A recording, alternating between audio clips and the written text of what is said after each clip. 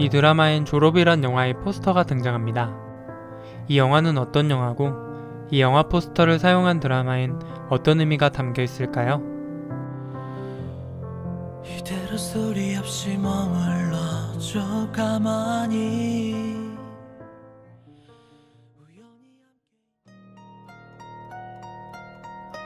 베트남 전쟁과 인종차별이 극에 달한 1960년대 미국은 혼돈 그 자체였는데요.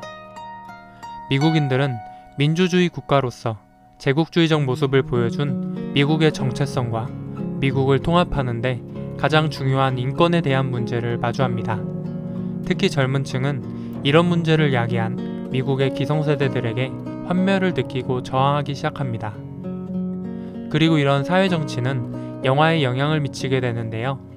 그 대표작 중 하나가 졸업이라는 영화입니다.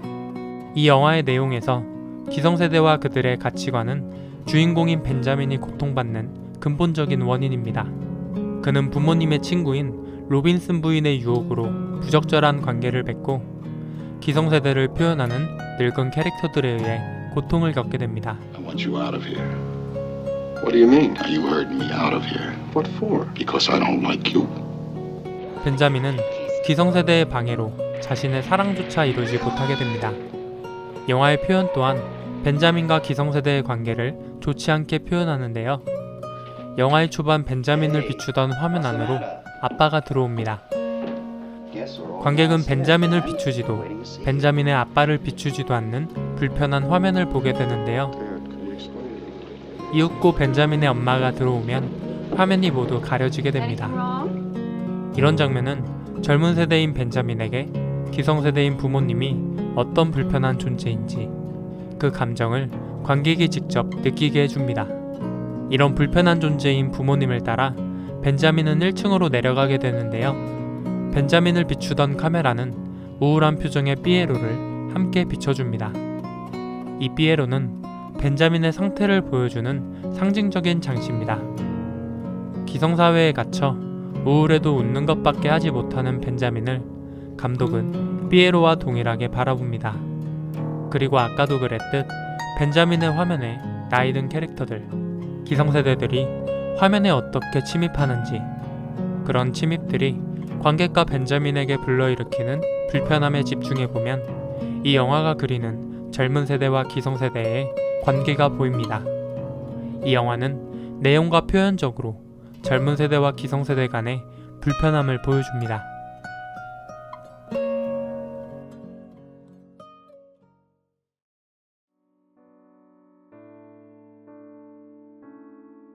그렇다면 이 드라마는 왜 이 영화의 포스터를 드라마에 넣었을까요?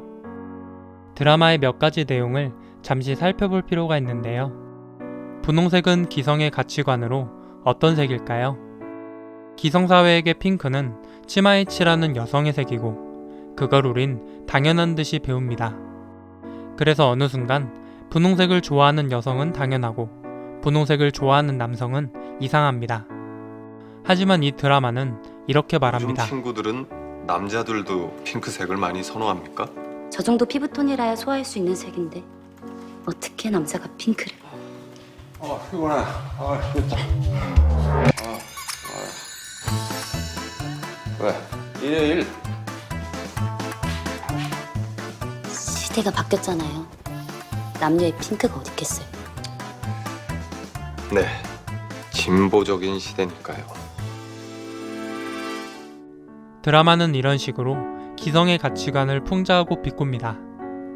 이 드라마에서 분홍색은 성별에 상관없는 그냥 분홍색일 뿐입니다. 드라마에서 큰 중심을 차지하는 소재는 결혼입니다. 기성의 가치관으로 결혼을 바라본다면 결혼이란 건 어떤 걸까요? 드라마의 OST에도 결혼이란 건 무엇일까 하는 고민이 담겨 있는데요. 결혼에 대하여 예쁜 단어를 골라 예쁜 칭찬을 하고 예쁜 밤을 만들 것. 나 그게 어려워. 혼자 TV를 드나봐 편한 옷을 입고 나가 독한 소주를 잘 사나봐. 이처럼 결혼은 기성의 가치관에 따르면 좋은 사람을 만나 해야 하는 좋은 일이지만 노래는 결혼이란 게 젊은 세대에겐 힘들고 무거운 의식이라고 말합니다. 그래서 이 드라마는 기성 가치관이 가지고 있는 결혼의 가치관을 세 커플을 통해 다시 생각해 봅니다. 어떤 커플에게 결혼은 집이 필요해 하는 계약일 뿐이고 저한테 지금 필요한 건 저 방이니까요. 나는 오늘 세입자와 결혼하기로 했다. 어떤 커플에게 결혼은 비행 마일리지 때문에 하는 일이고 우리 마일리지 같이 쓸까? 아, 그러면 나야 뭐 대박 좋지. 근데 그게 가족끼리밖에 안 될걸? 아 맞다 그치? 그럼 그냥 해버릴까 결혼? 어떤 커플에게 결혼은 기성의 가치관처럼 아주 무겁고 힘든 일입니다. 아이도 낳고 책임도 지는 거잖아, 결혼은. 근데 지금은 내 투자 하나도 성사 못 시키고 있는데 그런 걸 어떻게 하겠어. 분홍색과 결혼이라는 이야기로 드라마의 주제를 살펴봤는데요. 이 드라마는 기성사회 안에서 젊은 세대가 어떤 고통을 겪고 있는지, 젊은 세대의 가치관은 어떻게 변화했는지를 보여줍니다. 이런 맥락에서 주인공 지호가 가지고 다니는 영화 졸업의 포스터는 기성세대에 고통받는 지호의 캐릭터를 보여주고 나아가 드라마의 주제를 부각하는 장치입니다. 하지만 가부장제를 따르는 남부 가정에서 딸내미가 생애 소원 같은 걸 빌 수 있을 어서 묵자. 리가 없잖아. 기성세대의 가치관인 가부장제 때문에 여성이기 이전 인간으로서 자신의 생일 파티조차 제대로 해본 적 없는 지호에게 이 영화는 자신의 처지를 거울처럼 비춰준 최고의 영화였을 겁니다. 이 드라마는 핑크색과 결혼, 그리고 가부장제 등 기성사회의 가치관에 고통받는 젊은 세대를 보여줍니다. 1960년대 미국의 영화는 2017년 대한민국의 드라마로 들어와 지금 이 시대에 대학을 막 졸업한 사회 초년생들, 청춘이 기성사회 때문에 겪는 고통을 다양하게 보여줍니다.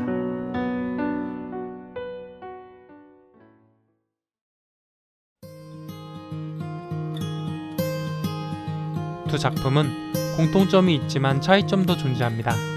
가장 큰 차이는 영화의 엔딩을 오마주한 드라마의 엔딩에 나옵니다. 영화와 드라마는 모두 버스에서 끝나는데요.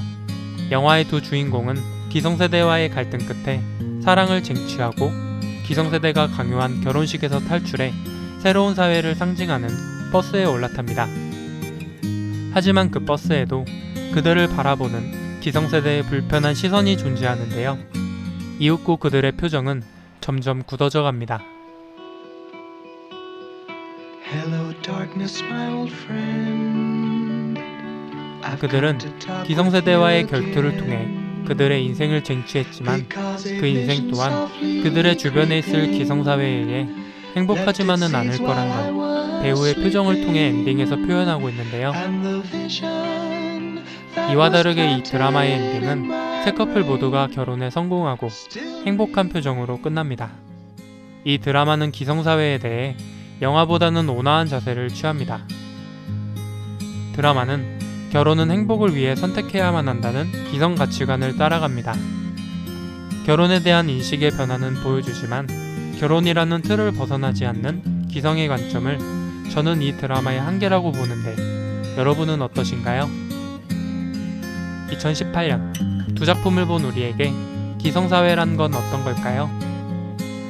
두 작품이 공통된 문제의식을 가지고 있다는 건 지금의 대한민국 기성사회도 50년 전 미국만큼이나 청년들에게 많은 고통을 주고 있다는 의미일 겁니다.